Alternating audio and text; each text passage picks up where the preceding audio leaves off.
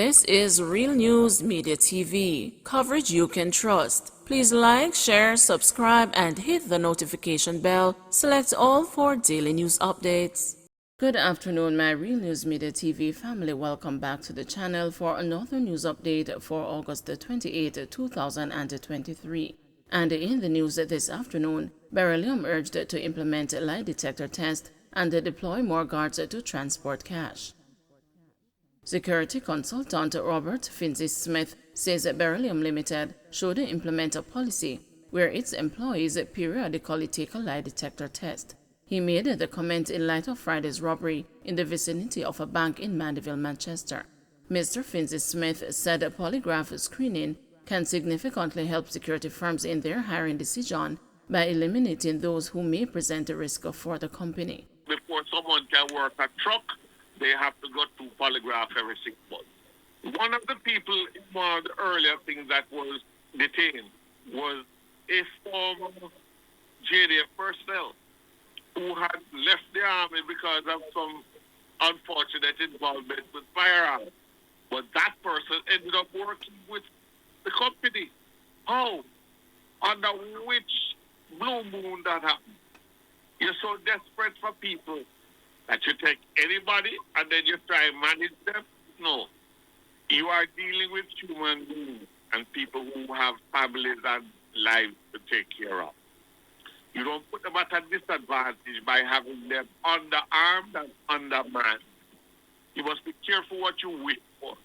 You attempted to take over all of the cash in transit thing for the banking sector. No, you haven't.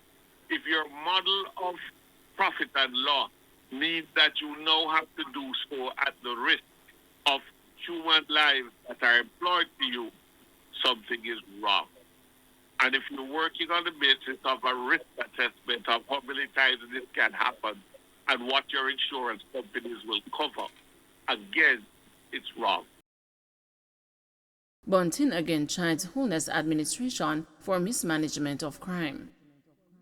Opposition spokesman on national security Peter Bunting is again criticizing the Andrew Holness administration for what he says is gross mismanagement of the country's crime problem. Mr. Bunting says the government is bankrupt of ideas to remedy Jamaica's crime situation. Well, I'm sorry for the people who have to move the cash.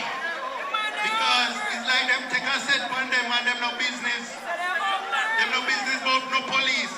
Them not afraid of nobody. That is what has been delivered under this JLP administration. And after 7 years, Andrew Holness must stop the excuses.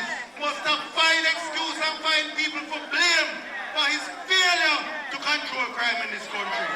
For his failure to provide for the safety and security of the population of the Jamaican people. We're tired of the excuses. We're demanding that he perform. And I tell you something else, the comrade correct me. He said too late, film correct. And go him have to go now. Pack his bags and go.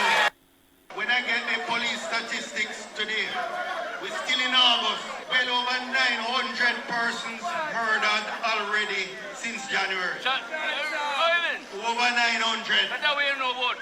That's the way we know about. Not even 40% of those have been cleared up. That means them have no idea who committed.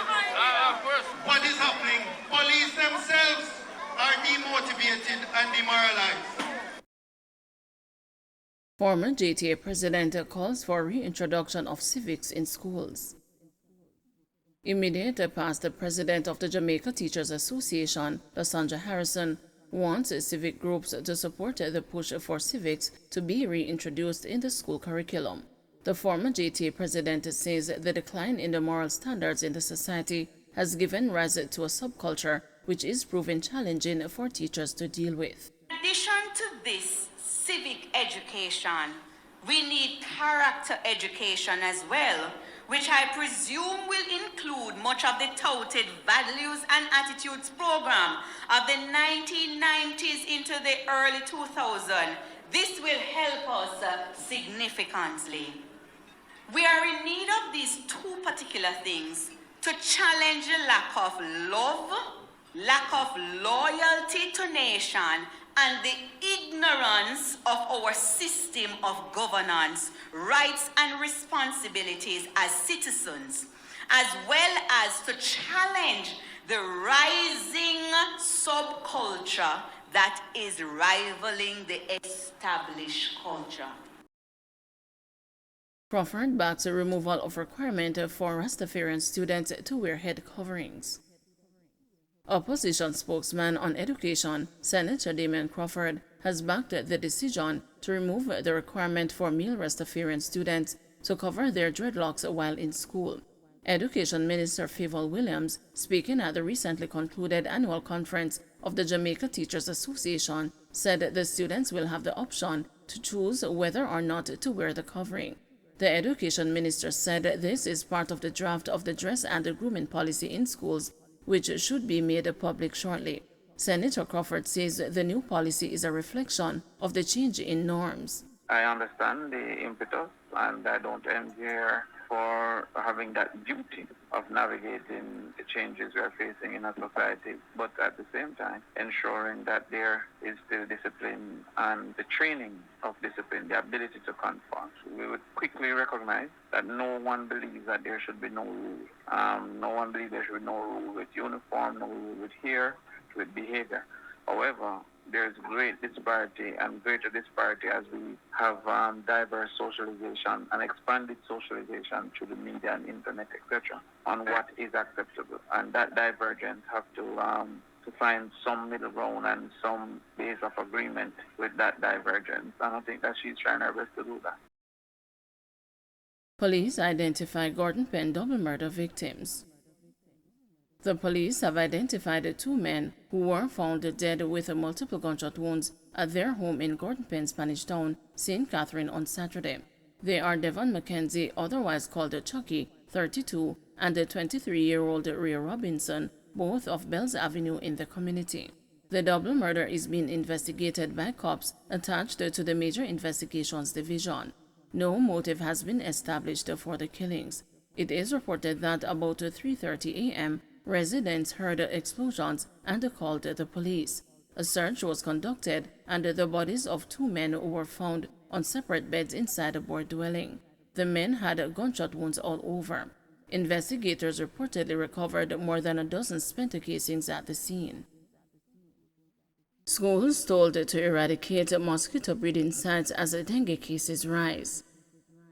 As the country experiences an increase in the number of dengue cases, school administrators are being urged to take steps to eradicate breeding sites at their institutions.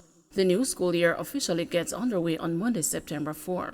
Health Minister Dr. Christopher Tufton says the ministry is collaborating with the Ministry of Education to assess schools to ensure the safety of the population. But I would say let's pay keener attention this time around, given the uptick.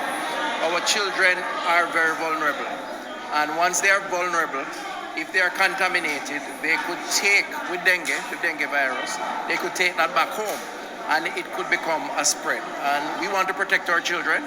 We also want to protect those in the homes. So the Ministry of Health, through the parish health offices, are available to visit with these schools and to provide additional attention where necessary. So I just want to call on the administrators to do what they can to give some protection as it relates to dengue, so we can continue to control the potential threat that it represents. Don't forget to like, share, subscribe, and hit the notification bell. Select all for daily news updates.